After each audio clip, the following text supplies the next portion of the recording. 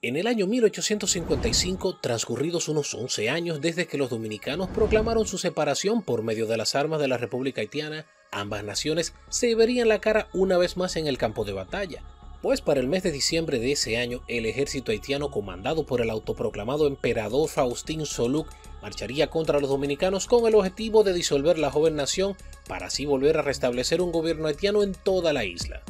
Sin embargo, la cosa no sería tan fácil, pues ante su avance los dominicanos le plantarían frente, lo que daría como resultado uno de los enfrentamientos más violentos y brutales entre ambas naciones.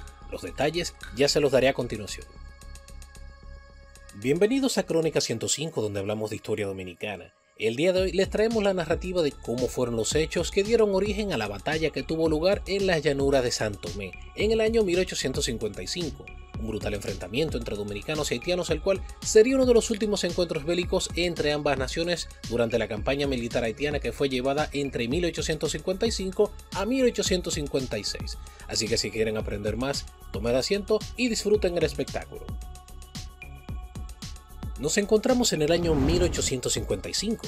En estos momentos, la nación dominicana es dirigida por el general Pedro Santana Familias, quien había sido electo nuevamente como presidente en el año 1853, así que este sería su segundo mandato constitucional sobre la República Dominicana. Sin embargo, no le estaba pasando nada bien, pues las pugnas entre caudillos y los problemas a lo interno del gobierno habían mermado el crecimiento del país. Otra cosa que no le dejaría dormir en las noches fue el excesivo gasto de los fondos del Estado en el cual Santa Anna había incurrido para mantenerse en el poder. Y para empeorar las cosas, una vez se vio sin dinero para manejar el Estado, hizo emitir una cantidad muy voluminosa de papel moneda sin respaldo, cosa que generaría una inflación tremenda en poco tiempo. Así que el país estaría muy cerca de la quiebra. Sin embargo, esto no detendría sus planes, pues la voluntad del general Santa Anna debía permanecer sobre todo. Deben saber que como todo buen dictador, desde su primer mandato presidencial, Santa Anna se aferraría de manera enfermiza al poder, por lo que hizo que su gobierno fuese una cruel y férrea dictadura. Así que ante cualquier sospecha de insurrección, este aplicaba el máximo de las penas a los involucrados, siendo de esta forma como para conservar su posición, eliminaría a los trinitarios y a cualquier otra persona o agrupación que considerase sediciosa. Este grotesco espectáculo fratricida había comenzado desde el año 1844 con el destierro de Juan Pablo Duarte. Un año después, en el año 1845, habría hecho fusilar a María Trinidad Sánchez y a otros tantos patriotas.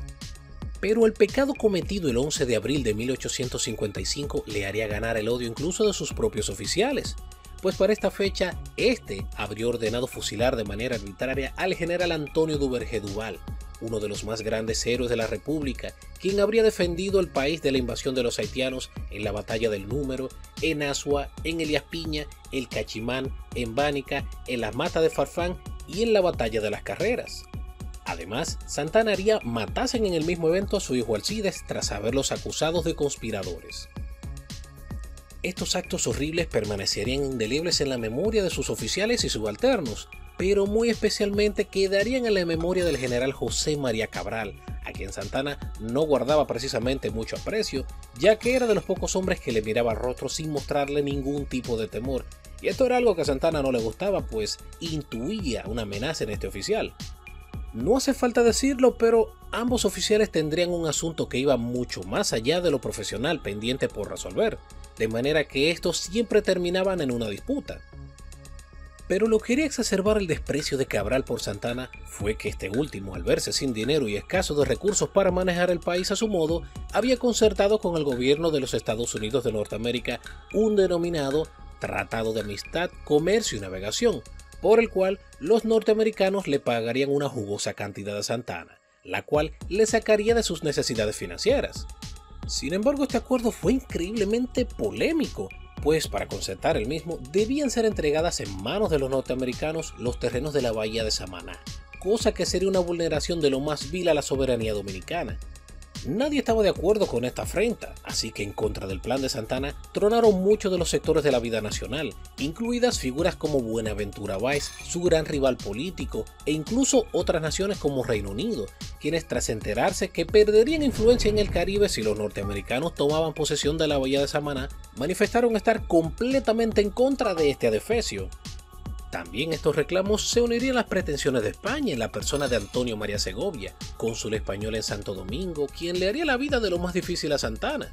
Así que ante las presiones ejercidas tanto en lo interno del país, así como por las potencias extranjeras, las pretensiones de Santana se vendrían abajo en muy poco tiempo.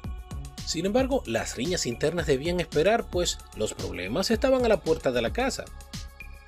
Para mediados del año 1855 correría el rumor que rezaba que la República Dominicana sería invadida militarmente por Haití otra vez.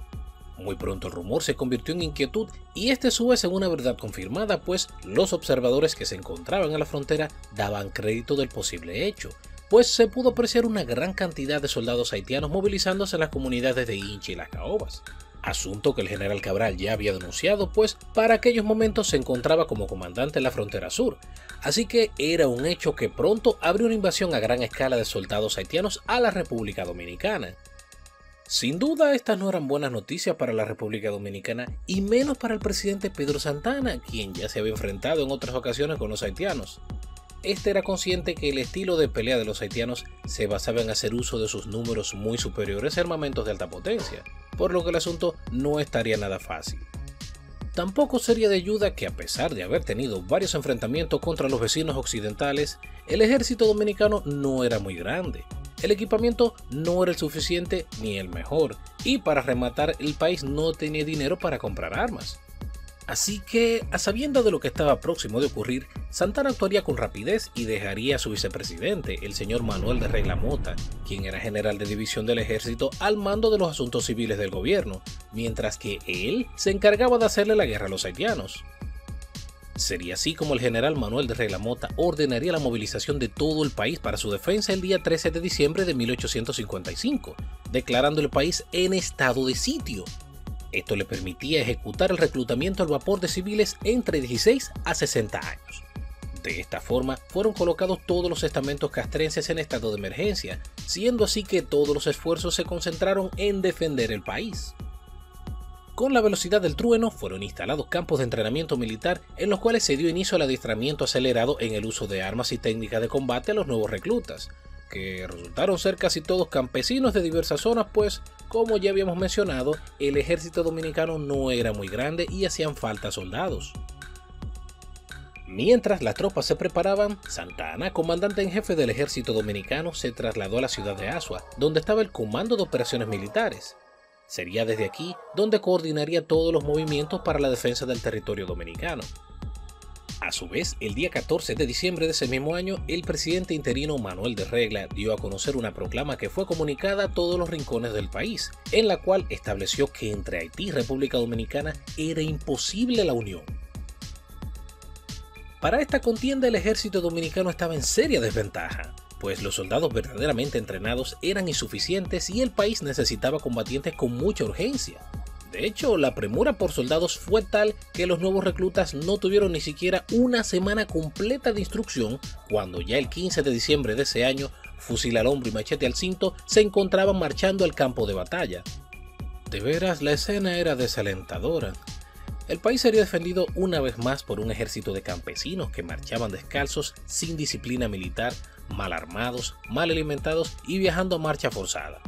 Ciertamente la situación era injusta, pues tan solo habían transcurrido apenas unos 4 días desde que fueron reclutados y ya se encontraban marchando a la frontera. Tras de sí dejaban toda su vida, su familia, sus cultivos, sus animales y todo lo que consideraban de importancia para ellos para converger en un encuentro incierto donde probablemente encontrarían la muerte. Sin embargo, estas condiciones importaban muy poco a los aguerridos campesinos dominicanos, ahora convertidos en soldados al vapor. Estos marchaban no porque Pedro Santana se los ordenase, sino por sus familias, por su país, por su honor. Todos estaban dispuestos a morir para defender su patria. No importaba sus costumbres o color de piel, blancos, negros y mulatos, todos luchaban por un mismo propósito: defender su hogar de los invasores haitianos, quienes, al igual que ellos, ya se encontraban en marcha al campo de batalla. Fue así como el grueso del ejército dominicano encaminó sus pasos al Comando Central ubicado en Azua. A este lugar simultáneamente se dirigían los hombres que componían los regimientos de infantería al mando del coronel José María Pérez Contreras y Juan Ciriaco Fafa, además de la brigada de artillería, la cual estaba a las órdenes del coronel José Lejer. también se encaminaban al campo de batalla las tropas de la provincia este, los batallones de San Cristóbal y Baní y de otros tantos rincones de la República. Mientras tanto, el plan para la defensa del territorio dominicano ya estaba trazado por la pericia del general Pedro Santana. Así que desde el comando de Azua, los distintos grupos de combatientes, según fueron llegando al lugar, serían despachados para defender posiciones estratégicas. Dentro de estos grupos, el día 16 de diciembre llegaría a las playas de Azua el segundo regimiento Sama, donde fueron recibidos por el general Santana, el cual les comunicó a los oficiales su plan para resistir a brazo partido a las tropas haitianas. Sin embargo, la avanzada de exploradores ya había informado al general Santana que el enemigo, tras haber penetrado en el territorio dominicano y según su ruta, tenía la intención de atacar simultáneamente las ciudades de Neiva y Las Matas de Farfán, asunto que le había hecho reorganizar el plan de defensa con mucha prontitud. Así que envió al general Francisco Sosa al mando de una primera columna que defendería la ciudad de Neiva, mientras que una segunda columna al mando del general Juan Contreras sería enviada para defender la posición de Las Matas de Farfán. Por igual, el 20 de diciembre, en horas de la mañana, era despachado el último grupo de combatientes al mando del coronel José María Pérez para defender la ciudad de San Juan de la Maguana. Para este evento, el nivel de seriedad y compromiso era muy alto, así que no se aceptarían insolencias o insubordinaciones, por lo que para asegurarse que la disciplina militar no se perdiera entre los nuevos conscriptos, Santana había dado orden estricta de que el que fuese sorprendido robando fuese fusilado. Y créanme que no fue ninguna broma, pues más adelante en los caños de Villalpando fueron ejecutados 2 soldados por haber matado reses de forma arbitraria. Previamente, el 26 de diciembre de 1855, el ministro de Guerra y Marinas había requerido con mucha urgencia la presencia del general José María Cabral, quien se encontraba en San Cristóbal, para que supliese como comandante de la frontera sur al coronel Eusebio Puello, quien se encontraba considerablemente deteriorado por una enfermedad, por lo que Cabral ya se encontraba en el área del conflicto antes de producirse el choque entre las tropas haitianas y las dominicanas. Siendo así que Cabral tendría como su segundo al mando al coronel Eusebio Puello, quien a pesar de estar afectado continuaría trabajando. Por igual, tendría bajo sus órdenes al coronel Aniceto Martínez, que mandaba 600 hombres repartidos entre los puntos de avanzada de Bánica y el Cachimán. Mientras tanto, el ejército haitiano había penetrado ventajosamente en el territorio dominicano y ya se encontraba marchando hacia sus objetivos. La primera columna del ejército haitiano había hecho su entrada por el sur en dirección a la ciudad de Neiva. Este grupo estaba dirigido por el general Pierre Rivière Garat, a quien conocían como Duque de Leogana. Simultáneamente, otra columna del ejército haitiano entró por el norte, específicamente por la provincia de Jabón. Este estaba al mando del general Paul de Cayet, a quien conocían como el Conde de Jimaní. La tercera columna de soldados haitianos había hecho su entrada al territorio dominicano por la provincia de La Piña. Esta era distinta a las dos anteriores y su armamento era más pesado. El motivo es que en esta columna de avance se encontraba el mismísimo emperador de Haití en persona, el general Faustin Soulouque. A este le acompañaba uno de los oficiales más sobresalientes en todo Haití en aquellos años, el general Antoine Pierrot, a quien el mismo Soulouque había galardonado con el título de Noble Duque de Tiburón. Este iría gallardamente a la cabeza de esa columna. Serían esta y la primera columna las que tendrían por objetivo hacer un ataque simultáneo en Neiva y Las Matas, siendo en esta invasión estimado el total de las tropas haitianas en más de 30.000 hombres. En esta ocasión, los haitianos vendrían decididos a apoderarse del territorio dominicano. El pretexto presentado para validar la invasión fue que Soulouque no permitiría que Estados Unidos se adueñara de la República Dominicana, por lo que su consigna de invasión fue «venimos a liberarlos». Sin embargo, este planteamiento desde el principio tuvo un problema, y es que a pesar de que Santana había hecho arreglos con los norteamericanos, todo el aparato político dominicano estaba en contra de esto. Por supuesto, esto sin contar la presión externa, por lo que él mismo no pasaría de unas discusiones burocráticas. No obstante, para los haitianos era un pretexto perfecto, y de hecho lo usaron. Deben recordar que Estados Unidos para aquellos años era una nación esclavista.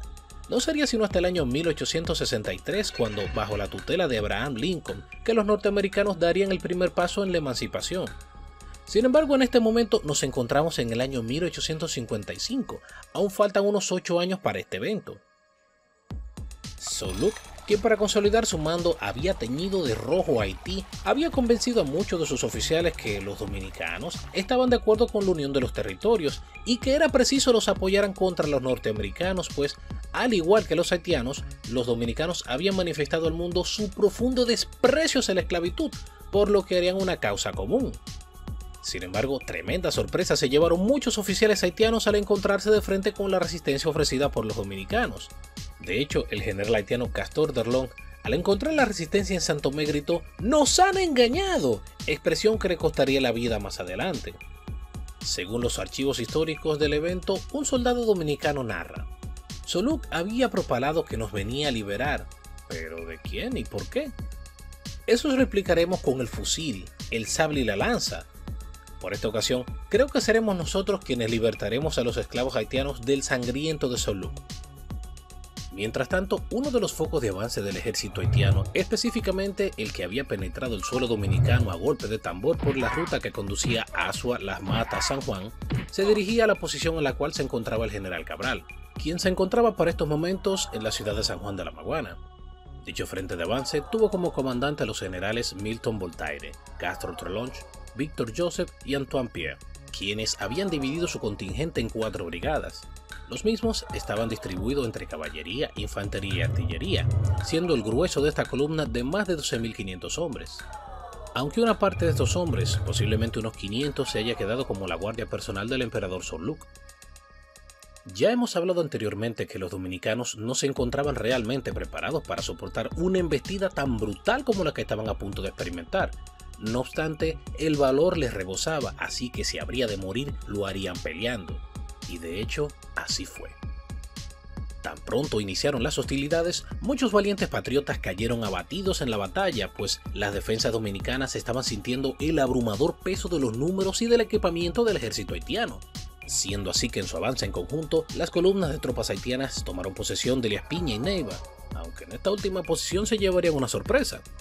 Aunque en esta narrativa nos centraremos en los eventos generados principalmente por la tercera columna de avance, la cual comandaba el emperador de Haití. Esta había generado un daño significativo, pues fue la responsable de haber neutralizado las defensas apostradas en la mata de Farfán, mismas que había enviado el general Santana tras enterarse del ataque simultáneo que los haitianos harían, por lo que los soldados de estas últimas posiciones tuvieron que replegarse a la ciudad de San Juan. Más adelante, Cabral se toparía con ellos y los integraría nuevamente al combate. El día 21, en eso de las 5 de la tarde, llegaría un mensaje de parte del general Santana al general Cabral, esto mientras se encontraba en el Paso del Mijo. En este, Santana instruía a Cabral ponerse en acción y defender esa posición con todo su coraje, pues algo inesperado había pasado, y es que el coronel Bernabé Guante, a quien el general Santana había confiado el puesto de Barahona, había abandonado su puesto. También estaba el hecho de que la línea de defensa que se encontraba depuesta en las matas había caído y que los enemigos habían emprendido su viaje ese mismo día a la ciudad de San Juan, por lo que los haitianos ahora se encontraban muy cerca de su posición. Sin embargo, ante lo avanzado de la hora, Cabral y sus hombres pasarían la noche en la culata. Es bueno que sepan que el general Cabral en aquel momento era el jefe de la expedición. Este estaba acompañado por los generales Juan Contreras, quien padecía de ataques epilépticos, el comandante Bernardino del Ceibo, el comandante Pedro Florentino, los coroneles Eusebio Puello, José Reger y José María Pérez. El 22 de diciembre a las 3 de la mañana, las avanzadas anunciaban al general Cabral que los haitianos habían tomado posesión en Punta Caña, lugar donde estableció su campamento y centro de comando el presidente Soluc, el cual fortificaron con una trinchera enorme, cañones y lo mejor que tenían a la mano. Estos también habían tomado posición en Boca de Mula, de manera que ella se encontraba muy cerca de su posición. Sin embargo, Cabral ya estaba preparado para todo esto, por lo que el plan de defensa ya estaba listo. Así que al rayar el alba a las 6 de la mañana de ese día, todas las tropas dominicanas partieron de la ciudad de San Juan de la Maguana a la sabana de Santo Tomé, lugar donde harían frente a los haitianos. Junto a Cabral irían 1.150 hombres de a pie y 100 de caballería, dejando solo 6 soldados en la comandancia de San Juan. Convenientemente para esos momentos había llegado el segundo regimiento Sama, quienes estaban bajo el mando del general José María Pérez Contreras, quienes venían a reforzar la posición, pues lo que se le vendría encima no sería fácil. Estos traían instrucciones dadas directamente por el general Pedro Santana de relevar el batallón de Baní, el cual sería enviado para reforzar las tropas del general Francisco Sosa en Neiva, quien sostendría ese mismo día un brutal combate en Cambronal con la otra columna del ejército haitiano. Sobre esta posición de defensa elegida por Cabral, el historiador dominicano y prominente miembro de la Academia Dominicana de Historia, don Víctor Garrido Puello, nos describe la sabana de San Tomé como un terreno que se extiende en semicírculo del lado occidental del río San Juan, desde la cadena de cerros que la corona por el norte hasta el arroyo de la Chalona que le separa por el sur de la sabana de la Chalona. Su parte oriental corre a lo largo de las cejas del monte, que cubre la ribera oeste del río San Juan. Por su orilla oriental, confina en muchas de las partes con Arroyo Loro. Este terreno, hábilmente escogido por el general Cabral, brindaría a los dominicanos una ventaja estratégica que evitaría que los haitianos aprovecharan sus números, pues debido a la composición del terreno, el enemigo no podría rodearlos. Previo al encuentro, Cabral había separado a los hombres que le acompañaban en 3 columnas, las cuales dividieron de la siguiente manera. El ala derecha estaría al mando del general Bernardino Pérez, teniendo como límites las elevaciones del fundo de Pepe Herrera.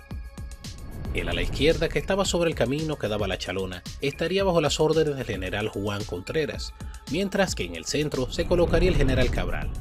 Su posición se centraría sobre el camino que lleva a las matas de Farfán, así que antes de las 7 de la mañana las fuerzas dominicanas ya estaban listas y en posición.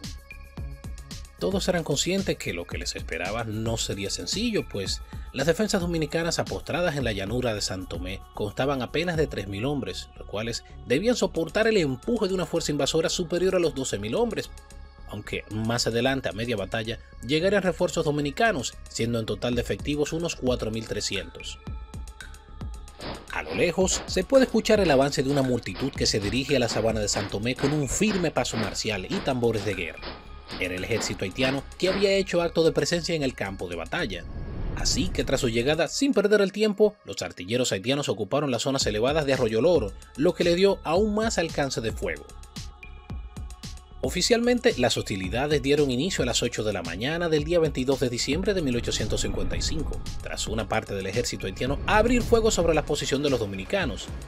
Ante esto, los dominicanos también respondieron con fuego, cayendo muertos en ese momento los primeros combatientes en ambos bandos. Aunque no pasaría mucho tiempo para percatarse de la superioridad armamentística de los haitianos, pues al poco tiempo al fuego de trabuco haitiano se le unirían los cañones, los cuales comenzaban a crear estragos entre los dominicanos. Sin embargo, los valientes hombres resistían. No era momento para flaquear. De hecho, algunos ya heridos continuaban abriendo fuego sobre los haitianos, pues eran plenamente conscientes del destino que les esperaría a ellos y a sus familias si las tropas de Soluk los derrotaban en ese lugar. El combate continuaba con el intenso intercambio de disparos. Es en aquel momento que el general José María Cabral, quien estaba completamente atento a las incidencias del combate, corre en auxilio de su ala derecha que flaqueaba ante la continua embestida de los enemigos, quienes habían enfocado un mayor número de soldados en esa parte, inspirando a sus hombres a darlo todo y llevando como refuerzo al batallón de San Cristóbal que le acompañaba, por lo que aquel empuje entre fuerzas solo puede describirse como algo verdaderamente épico. Sin embargo, la insistencia de los haitianos por ocupar esa posición era terrible, pues tras la llegada de Cabral con los refuerzos, había desalojado 3 veces a los haitianos de ese fundo y 3 veces más volvieron a ocuparlo. Fue en aquella ocasión solemne cuando uno de sus ayudantes le dijo: «General, ese no es su puesto, pues ahí puede usted peligrar de un momento a otro».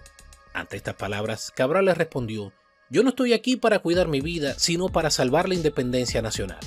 Acto seguido, sable en mano, siguió combatiendo. Sin embargo, esta batalla era toda una locura. No importaba cuántos haitianos liquidaban los dominicanos, 4 más le sucedían, así que, abrumado por la gran cantidad de soldados enemigos, Cabral tuvo que hacer una retirada estratégica, dejando a los haitianos en posesión de ese fundo. Eran las 11 de la mañana y el combate aún seguía activo entre ambos grupos. Los dominicanos lo estaban dando todo. Muchos habían logrado sobrevivir usando algunas zonas accidentadas que había en el terreno, mientras que otros coordinaban la secuencia de disparos de modo tal que no hubiesen tiempos muertos entre ráfagas, lo que obligaba a los haitianos a atrincherarse. Pero a pesar del heroísmo de los hombres y de los jefes Juan Contreras, José María Pérez, Blas Maldonado, José Lejer, Sandoval, Eusebio Puello, Santiago Suero, Aniceto Martínez, entre otros muchos que disputaban palmo a palmo el terreno, era imposible resistir aquella avalancha de fuego que diezmaba al ejército dominicano, por lo que muchos en un momento de la batalla flaquearon y comprometieron el plan de defensa. Viendo que la batalla estaba casi perdida y preparándose para lo peor, el general Cabral se acerca a su amigo el coronel Puello y le dice: «Se aproxima la hora de morir. Si tú sobrevives, cumple lo que voy a encargarte. En aquellos momentos de sinceridad, el general Cabral dictó a su amigo sus disposiciones testamentarias que deseaba se cumplieran después de su muerte. No obstante, el coronel Puello se percató que algo no andaba bien, y es que realmente Cabral no tenía intenciones de salir con vida de ese enfrentamiento. ¿Cómo era esto posible? Esto lo hizo sospechar que Santana posiblemente tenía algo que ver con esto. Puello era consciente que Cabral y Santana no se tenían el mejor de los aprecios, pero le resultaba muy difícil creer que su comandante en jefe, por un capricho político, hubiese puesto a Cabral en una posición desigual para que los haitianos lo liquidaran e hicieran el trabajo sucio por él. Eso explicaría por qué no le asignaron más hombres para esta contienda. Pero mientras el general Cabral daba sus razones, Puello confirmaba sus sospechas, pues era posible distinguir que los ánimos de Cabral no estaban bien. De hecho, desde antes de iniciarse las hostilidades era posible ver que algo no andaba bien con el general. Sabiamente en aquel momento, su compañero de armas ofrece al general Cabral las palabras de aliento que solo un amigo sabe dar y que elevan la moral y el corazón de un soldado, mostrándole que aún quedaba una oportunidad para alcanzar la victoria, pero que debía jugar bien sus fichas para alcanzarla. Las palabras reconfortantes de Puello hicieron que Cabral recuperara al instante su serenidad habitual en la pelea, siendo que ahora manejaría las cosas de una forma más metódica. Ya para la 1 de la tarde, el fuego baja su intensidad y tanto dominicanos como haitianos conservan sus posiciones. Los dominicanos, para salvaguardarse, se habían movilizado las cejas del monte que separaba la sabana de San Tomé del río San Juan, teniendo ahí un corto respiro. En un momento de reflexión, en el rostro de Cabral se podía notar que había cierta incertidumbre, pues el plan no estaba marchando como se esperaba, por lo que se alejaba de sus manos el éxito de la batalla. Así que, fatigado, se dirigió debajo de un árbol, se sentó en su caballo con una pierna sobre la otra, teniendo en ese momento una gran idea. No obstante, aún quedó un interrogante sin resolver. ¿Qué era aquello, aparte del combate que se estaba desarrollando, que perturbaba tanto al general Cabral? ¿Qué era aquello que carcomía su cabeza y le afligía tanto? Era un asunto el cual no podía ser disimulado, pues Cabral, caracterizado por ser un hombre sereno y metódico, durante la primera parte del combate se empujó él mismo y sus hombres en un combate frenético en contra del enemigo, el cual algunos consideraron como una locura, algo no muy característico de su estilo, motivo por el cual sus oficiales se percataron del asunto. Más adelante sabríamos que lo que causaba la inquietud del general dominicano no eran los haitianos y su ejército, sino la carta que el general Pedro Santana le había dirigido el 20 de diciembre, unos 2 días antes de la contienda, donde le instruyó entrar en acción. En esta era posible leer las siguientes palabras al final del documento. Desgraciado de usted, general, si los haitianos llegan a beber del agua del río San Juan. Para muchos esto no sería más que una simple advertencia, pero viniendo del general Santana significaba una sentencia de muerte, pues si Cabral perdía este enfrentamiento contra los haitianos, su muerte deshonrosa estaba garantizada.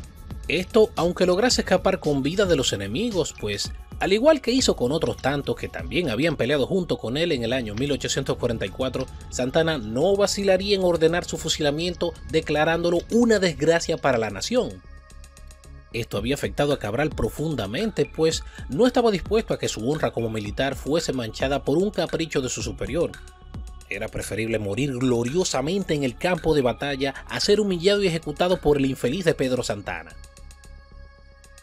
Como el enfrentamiento había sido más feroz de lo que se esperaba, ya de antemano el general Cabral había enviado un ayudante suyo en busca del batallón de Baní, que ese mismo día había sido despachado para Neiva como refuerzo al general Sosa, que operaba en aquella plaza.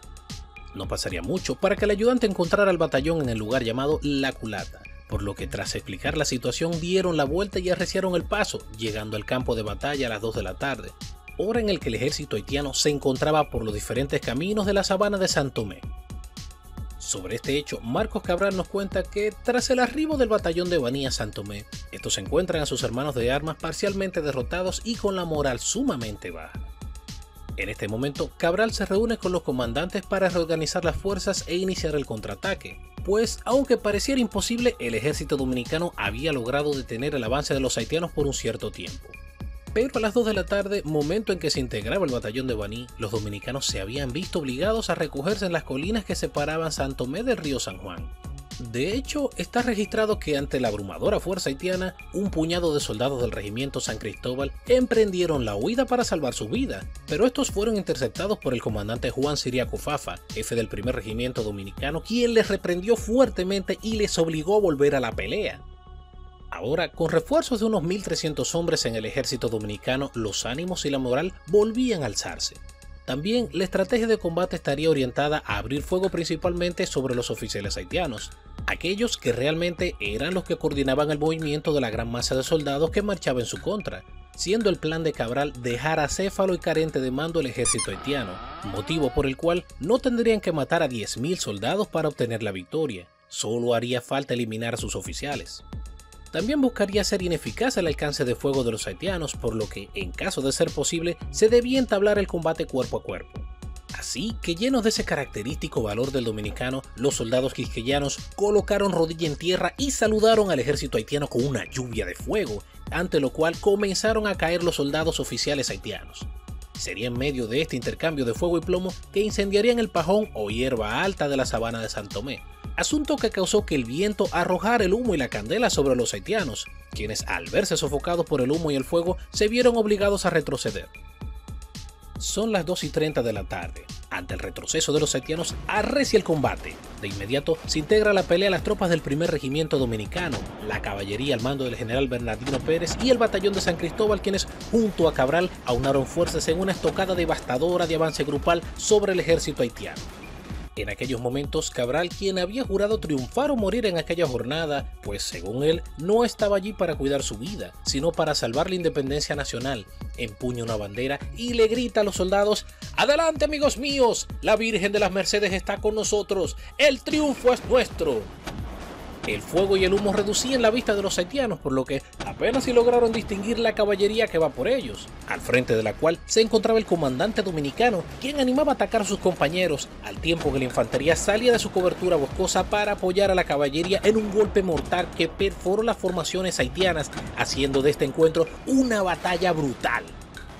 De hecho, esta parte de la batalla llegó a ser tan intensa que el general Bernardino Pérez, viéndose acorralado por el enemigo, ordenó tocar retirada, pero el sargento de tambores Julián Vélez se hizo de la vista gorda y tocó ¡fuego! ¡Ataquen! ¡Fuego! Por lo que las opciones del ejército dominicano se redujeron a ganar o morir defendiendo su país. Así que todos los soldados dominicanos lucharían hasta que no quedara uno solo en pie. Respecto a este hecho, el historiador dominicano Marcos Cabral describe que en ese momento de la batalla, en una muestra de coraje sin precedentes, el abanderado del batallón de Baní, Hipólito Caro, corre, se precipita delante de Cabral y clava su bandera casi entre los mismos enemigos. El batallón se alza en pos de su bandera y el ejército entero, como movido por un resorte, sale del bosque, entran a la ceniza candente de la paja quemada y se arrojan sobre los haitianos como una legión de demonios. Sin embargo, no estaban eliminando soldados haitianos a diestra y siniestra, sino que los blancos principales de los ataques se concentraban sobre los oficiales que comandaban y coordinaban las tropas haitianas, siendo así que cada oficial que caía muerto en batalla era un foco de control que perdían los haitianos. Ante la bravura de este empuje, las tropas haitianas retroceden, pero vuelven a rehacerse y a combatir. Así que los dominicanos hábilmente acortaron la distancia del fuego de mosquetes y arcabuces haitianos, forzando el combate a un encuentro cuerpo a cuerpo, donde el machete dominicano llevaría a muchos haitianos invasores al silencio eterno. Este segmento del combate fue tan intenso que incluso el general Cabral llegó a cruzar espada con el general Saint-Fleur, jefe de una columna haitiana, quien al verlo se sintió retado, así que cargó en contra de Cabral. Sin embargo, Cabral también cargó en contra de este, enfrascándose ambos oficiales en una pelea de puro coraje. El intercambio de sables y golpes fue constante, no obstante, la maestría en el combate de espadas de Cabral fue muy superior, así que luego de conectar un tajo certero sobre su rival, el general haitiano caería al suelo herido y aturdido. Acto seguido, un soldado del Ceibo lo empalaría con una lanza, encontrando su muerte de esta manera. Para estas alturas del combate, habrían caído muertos muchos de los oficiales y suboficiales haitianos, así que las tropas enemigas no tuvieron ni la dirección ni el tiempo de reorganizarse para contraatacar, de manera que ante tal embate los haitianos perdieron el coraje para pelear, por lo que muchos soldados enemigos de la izquierda comenzaban a replegarse a toda prisa. Sin embargo, ante esto, el comandante dominicano Pedro Florentino les perseguiría, siendo esta parte del combate una verdadera carnicería, lo que haría que las cosas empeoraran aún más para los haitianos, pues las grotescas escenas fueron tan terribles que todos los enemigos de Quisqueya cayeron víctimas del terror, cosa que provocó que muchos, temerosos de perder su vida, abandonaran sus posiciones y huyeran. Así continuó el combate por largo rato hasta que por fin el ejército haitiano, completamente mutilado y acéfalo, se desbanda en todas direcciones. Son aproximadamente las 3:15 de la tarde y el ejército haitiano había perdido la batalla. El plan de Cabral había dado resultados, pues la pérdida de sus oficiales fue devastadora para el ejército haitiano. Habían quedado sin dirección. Todos pudieron observar cómo sus comandantes y oficiales caían muertos en batalla. Sumado a esto, el enemigo pudo ver que el grueso de una caballería de 700 hombres, que en vez de cumplir orden de atacar, se deslizaba en fuga por el camino de Génova, les hizo creer que su intención era la de cortarle la retirada, por lo que provocó que los soldados haitianos se pusieran en retreta. Sin embargo, a esto no les sería fácil escapar, pues los dominicanos les perseguirían, acortando peligrosamente la distancia, dando muerte a muchos invasores haitianos en el proceso. Aunque la prolongada carga de adrenalina cobraría su cuota, pues el cansancio comenzaba a limitar la movilidad de los dominicanos. Recuerden que tenían peleando desde las 8 de la mañana y ya el reloj superaba con creces las 5 de la tarde. También el manto de la noche, que se acercaba cada vez más, les impidió ir más lejos en la persecución. Esta misma carga de adrenalina había hecho que la caballería perdiera su formación y se haya segregado por toda la llanura y sus caminos en busca de enemigos, apoyo que sería de mucha importancia dentro de poco tiempo. Mientras tanto, el general Cabral, viendo que la noche se le venía encima, arreciaría el paso en la persecución de los derrotados haitianos. Para esto se hizo acompañar de algunos oficiales de su estado mayor, pues la caballería se había extraviado en la persecución del enemigo, haciendo notable falta en esos momentos decisivos. Sin embargo, esto no le impidió seguir su camino, así que este seguiría avanzando y tomando prisioneros, los cuales iba enviando al campamento dominicano con oficiales de su estado mayor, los cuales le servían de escolta. De hecho, Cabral tomó tantos prisioneros que, al llegar a Arroyo Loro, casi lo hace solo. Fue en este lugar que, por azares del destino, se toparía cara a cara con el general haitiano Antoine Pierrot, quien fuese titulado como Conde de Tiburón, uno de los mayores jefes militares de Haití. No hubo momento de vacilación por parte de ninguno de los dos oficiales. Tan pronto se tuvieron a distancia de tiro, la cual para las armas de esa época serían unos 50 metros, ambos oficiales desenfundaron sus armas. El primero en abrir fuego fue el general haitiano. Sin embargo, su disparo, que se creía certero, falló en dar a su objetivo, que cada vez se acercaba más y más. Ahora era el turno de Cabral. Este abrió fuego sobre el general haitiano, quien, al encontrarse a una distancia más corta, fue impactado por una bala del fusil de Cabral, cayendo al suelo inerte y creándose desde sus entrañas un gran charco de sangre de un rojo carmesí intenso. Con la misma velocidad con que había disparado, Cabral baja de su caballo para hacerle prisionero. Sin embargo, dice el refrán que más sabe el diablo por viejo que por diablo, pues el general haitiano finge hacerse el muerto mientras Cabral se acerca. Así, Cabral llega al lado del supuesto difunto. Sin embargo, en un breve descuido de Cabral, el general haitiano reacciona con vigor y desde el suelo sujeta la espada de su oponente con mucha fuerza. Esto lo hizo para evitar ser apuñalado, pues era habitual rematar a un soldado caído de una estocada para asegurarse que realmente estuviese muerto, una técnica antigua pero bastante efectiva. Sin embargo, con reflejos felinos, el general dominicano suelta su espada, agarra su carabina y aplasta la cabeza de su oponente con la culata de la misma. Fue un golpe contundente, pues el general haitiano ya no era capaz de moverse. Hasta aquel entonces, nadie se había atrevido a interferir en la breve pero sangrienta pelea de los dos oficiales. La expectativa fue congelante. Los haitianos, luego de ver caer a su comandante, todos quedaron helados de pavor, así que Cabral, raudo como el viento, montó el cuerpo del oficial haitiano en su caballo y lo llevó al campamento dominicano. Era un hecho que los haitianos habían perdido esta batalla, así que estos se retiraron lo más rápido posible de las posiciones de los dominicanos. Sería así que esa noche los sobrevivientes de la columna haitiana que chocaron con el coraje de los dominicanos debieron su seguridad primero a la hábil labor del general Gerfrat, quien supo coordinar la retirada de las tropas de una forma muy efectiva y bastante rápida, y segundo al manto de la noche que les brindó camuflaje.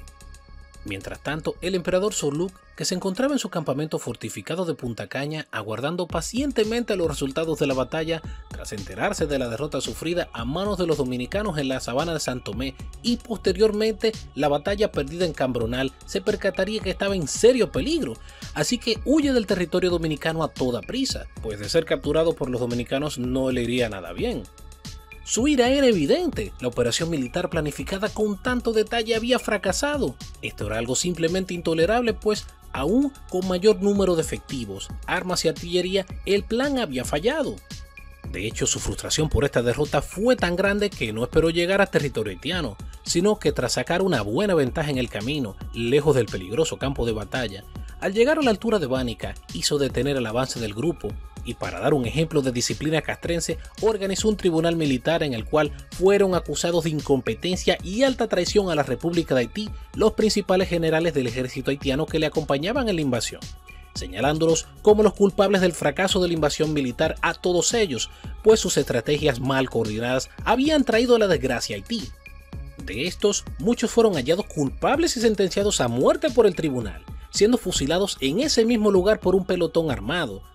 Luego de esto, el grupo que iba de retirada continuó su camino hacia Haití. Esta derrota traería consecuencias muy graves para Soluk más adelante, ya que este fracaso le haría ganar muchos enemigos, asunto que socavaría su imperio, hasta tal grado que fue derrocado en el año 1859, curiosamente cuando iniciaba los preparativos para una nueva campaña militar en contra de los dominicanos. Sobre esta batalla, el historiador haitiano Dantes Bellegarde describe que la victoria fue tal que el ejército haitiano no fue completamente exterminado gracias a la hábil maniobra del general Gerard al organizar la retirada. De hecho, don José Gabriel García y Emilio Rodríguez de Morici comparten el criterio sobre esta batalla de que la misma pudo haber sido aún más decisiva de lo que fue si el general Pedro Santana hubiese autorizado a Cabral marchar sobre el territorio haitiano y no se hubiese detenido en Azua con el resto del ejército. De esta forma, los haitianos habrían sido golpeados por varios puntos. Expresa de Morici que si Santana hubiese enviado el grueso de sus hombres a Cabral, estos habrían sitiado la posición que ocupaba el emperador de Haití, y con la pericia de ambos le hubiesen hecho prisionero junto a sus hombres. Así que una vez hecho prisionero Soluk, abriría la puerta para que las tropas dominicanas hubiesen penetrado en Haití para castigarlos por su osadía. Para el día 23 de diciembre de 1855, el general Contreras había ordenado a un grupo de 20 hombres salir a explorar el campo en búsqueda de heridos, difuntos y pertrechos que pudiesen ser aprovechados en el campo de batalla. Estos encontraron 37 soldados dominicanos heridos, los cuales no se podían desplazar y debieron ser socorridos. También encontraron 20 soldados patriotas muertos. Por parte de los haitianos, se estima que estos perdieron más de 500 hombres en esta contienda, pues la caballería había perseguido a los soldados haitianos que habían salido huyendo una muy larga distancia, motivo por el cual, por todos los caminos y montes cercanos al área de la pelea, era posible encontrar soldados haitianos muertos. Igualmente, fueron recogidos por los patriotas 110 cajas de guerra con municiones y armas. Según fuentes de la época, durante esta invasión, Valentín Alcántara, quien luchara a favor de la República Dominicana en el año 1844 y que eventualmente traicionara a la patria dominicana que había jurado defender pasándose del lado de los haitianos, en el cual ostentaba el pomposo rango de general, fue herido de gravedad, pero su suerte ha sido incierta. Ya para el día 24 de diciembre, el presidente Manuel de Regla Mota, encargado del Poder Ejecutivo, emitiría una comunicación donde daba crédito de la victoria dominicana sobre los haitianos, tanto en el combate sostenido en las llanuras de San Tomé, así como en Cambronal. El pueblo victoriaba a sus héroes y ondeaba regocijante la bandera dominicana en cada rincón de la nación. Sin embargo, esto no había llegado a su fin, pues aún una de las columnas haitianas se encontraba en territorio dominicano, siendo así que el 24 de enero del año 1856, más o menos un mes después de pasados estos hechos, se libraría la batalla de Sabana Larga en Dajabón, con la cual se daría por terminada esta campaña militar haitiana. Sin embargo, esta es una historia que les voy a contar en otra ocasión. Si este video te gustó, apóyanos suscribiéndote a nuestro canal. Así mantendremos viva la historia de la República Dominicana. Y hasta aquí nuestras curiosidades por el día de hoy, esperando que haya sido de su agrado. Yo soy Héctor y nos veremos en una próxima entrega. Hasta pronto, compañeros.